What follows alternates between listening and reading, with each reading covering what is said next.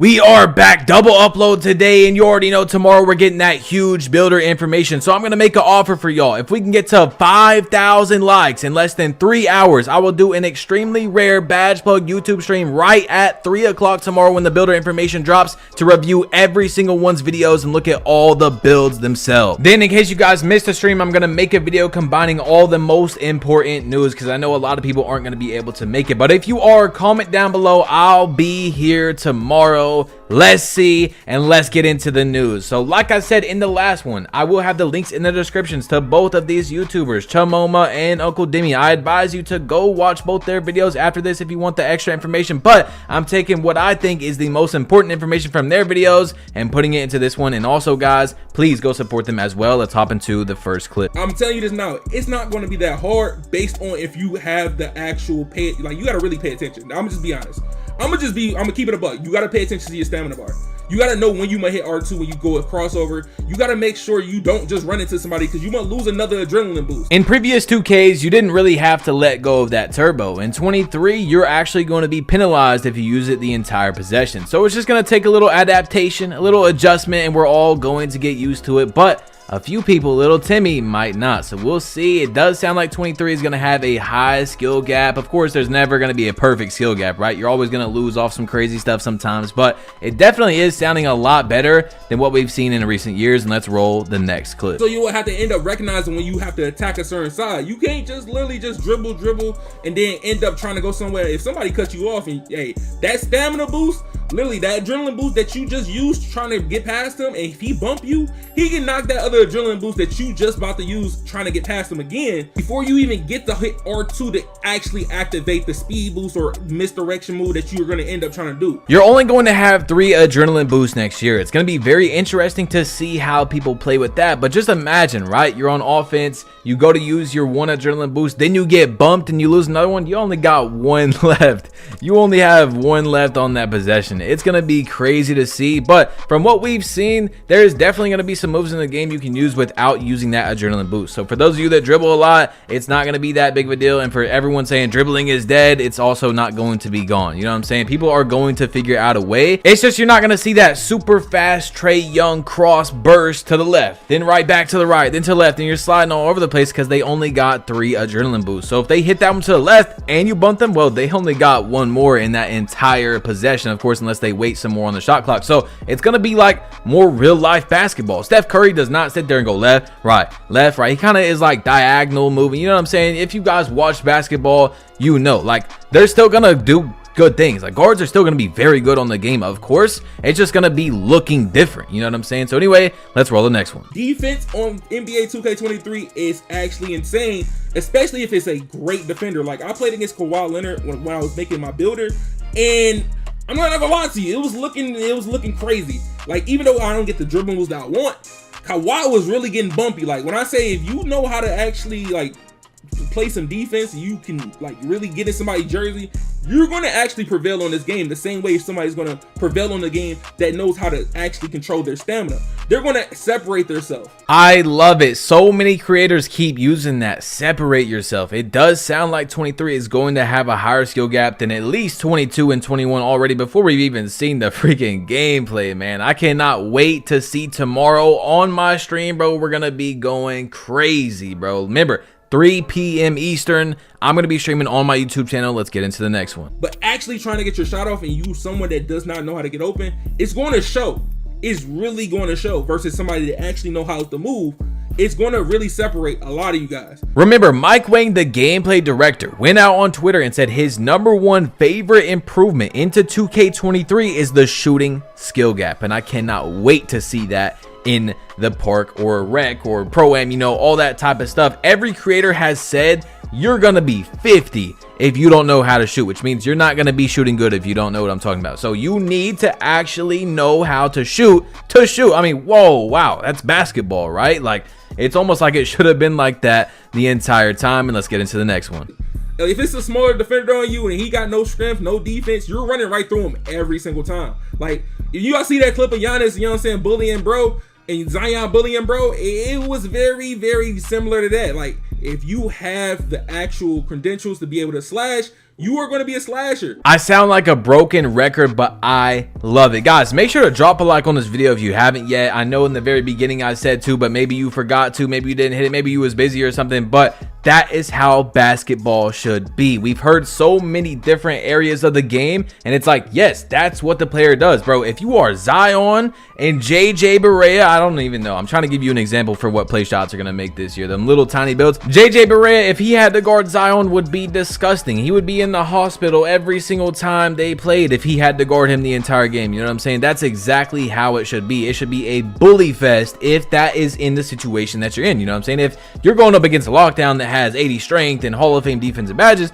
you should not be bullying them. But if JJ Barea is on you, it's free. It is Christmas, okay? That's how it should be. It should be like opening up a Christmas Day present, that easy. You know what I'm saying? But anyway, let's get into the next one. But as of dunking the ball, I'm gonna tell you this now. That shot meter, that dunk meter, hey, that dunk meter, it's very accurate. Like, if you really miss, like, bro, you really miss. This made me happier than anything in the entire video. I'm not kidding. You guys know I've been bringing up the dunk meter a few times about how easy it is on 22 next gen. It's already easy enough, and a lot of creators were saying it was easy to time, but it seems like, yeah, it's easy to time, but if you barely miss that thing, well, you're gonna miss. So I hope that's how it is in the game. Like, I hope there's actually something to it, because on next gen, bro, it was not hard to time. I'm gonna be honest with you guys, it was not hard at all, and it gave you a lot of contacts that you could force that you like really weren't supposed to get. You know what I'm saying? So like, if it puts you in that situation this year, you got to time that thing perfectly instead of getting lates, earlys, and it's still gonna give you the dunk. I like that a lot. Yeah, I know, like, I've been talking about this for the past month, but now you got gameplay, and I'm gonna show you exactly how toxic this bully badge is. So let's just look at some things real quick. So as you're gonna see here, I get the ball, I go down the court, and literally I'm holding R2. I just blow right by this guy, and you see bully pops up in the top right corner. Now, we're gonna have to take a closer look at this because it happens so quick that you're probably not gonna see the animation, but check this out right here. So as you see here, I'm gonna put my shoulder on him, and you see that little bump back animation that he got? His hands, he's completely out of the play. That is what's going to make the bully badge so good. Now, there's tons of more animations that you'll see. Now we're on to Uncle Demi's parts, and if you've been watching, bro, we've been listening to Uncle Demi's videos instead of just going, oh, he's on 2K22, and actually listening to the information, bro. He's been telling us this the entire time. Like I said, I don't know if he's had the game early, but he's been telling us a lot of this big information right here. So those of you that have been listening, there's way more than you know right now than a person right now who hasn't been listening. And let's get into the next one. That if you are somebody that does not, that is a guard that is not necessarily as interested in, you know, being small like Trae Young and Steph Curry more, but you want to be more of that MJ, that Kobe Bryant, or a bigger, or if you want to go even bigger and be, you know, a Giannis or Zion Williamson, understand you can do that this year without feeling punished because, dang, everybody's been a play shot. If I don't have a play shot, I'm not going to be good this year. No, you'll be good this year. So please keep that in mind. Uncle Demi was really stretching it right there with what he can say, but that sounds good to me. I like it. I like a game that's not dominated by one height, 5'9",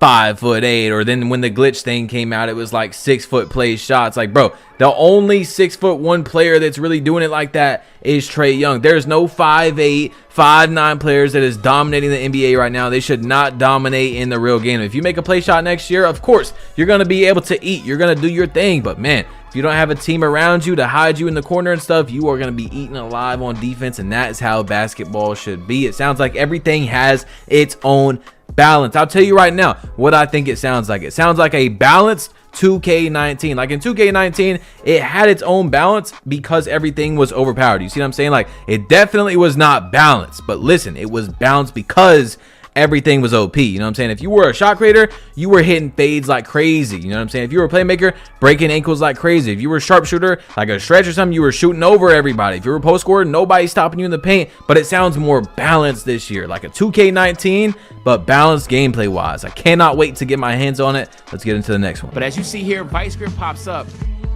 and then as you're gonna see, just quickly you get by that defender with Clamp Breaker, and then right here, this is bully, man. Like, it's just almost like a straight up animation where he drops his shoulder and went straight to the basket. I know for a fact every single person that ever makes a slasher throughout the year of 2K just smiled so hard right there. An evil smirk, bro. That was disgusting. It was like there wasn't even a human being there. There was like a child was in the way, bro. He barely tapped him and was gone. That That's gonna look good. Now, of course, it's only gonna look good if it happens in like actual simulation, like it actually matters. You know what I'm saying? If you blow by a play shot, that's great, but you shouldn't be blowing by a guy that has 99 perimeter D, 99 interior defense. You know what I'm saying? It has to make sense. So hopefully it does balance out, and that is what's going to be great about the game if it does. You can see when I was dribbling, Michael Jordan only has handles for days on silver, by the way, too. And I felt like the whole time playing, there was not that much of a,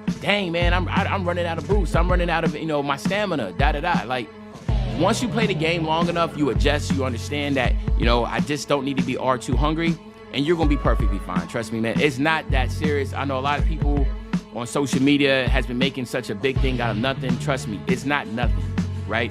But the fact is that it really is not nothing, because I know that sounds confusing, but once you play the game, you're going to realize that, man, like, all I got to do is just not hold R2. There's a lot of good moves you do out from not holding R2. And there you have it. Like I told y'all, he said MJ, and I think he's the first person to say this, which by the way was huge information. I don't know why other people didn't say it. I'm sure, you know, there was so much that they just missed out on it, but MJ's only got silver handles for days, and like he said, it wasn't that big of a deal. He never was like, oh my god, I don't have stamina. You know what I'm saying? Like, if you're smart with it, it's going to be fine. It's going to be a very quick adaptation, in my opinion, and it's not going to be a big deal. But if you're one of those kids who wants to left super fast, right super fast, like, it's just not going to work like it did last year. So it's just going to be a different style of play. There's still going to be a meta, there's still going to be cheese. It's just not going to be like the cheese that you think from old 2Ks. You know what I'm saying? They're finally switching it up. And I'm telling you right now, man, I was hitting so many fades with this. And again,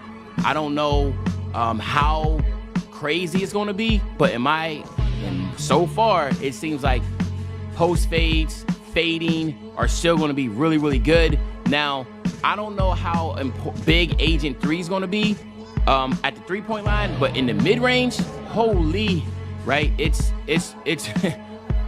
pretty prevalent that the fades are still really good. Okay, so I cannot wait to see people like Tyson, you know, get their hands on all these new fades. But I'm not gonna lie, I'm definitely gonna have to make something, remember this right now, that's gonna be able to get like MIDI Magician Hall of Fame and all that type of stuff. I want to try out the fading as well. I mean, you guys know I try everything out on the game, right? Every single play style every year, except really I don't really mess around with the centers that much, because there's not much like that much diversity you can do with them. You can make it inside, you can make a popper, you can make a finisher, like whatever, but it's not that, you know what I'm saying. Anyway, guys, tomorrow, you already know, I will be streaming, if we can get to that 5K likes, bro, in 3 hours on my YouTube channel, reacting to every single person's build videos. Then I'm gonna make my own video summarizing everything for you guys as well. So hit that subscribe button, drop a like if you haven't yet, watch the last 2 videos if you haven't. Click one of these 2 right now. You got to, bro. There's been a lot of news you've been missing out on if you haven't seen the last videos,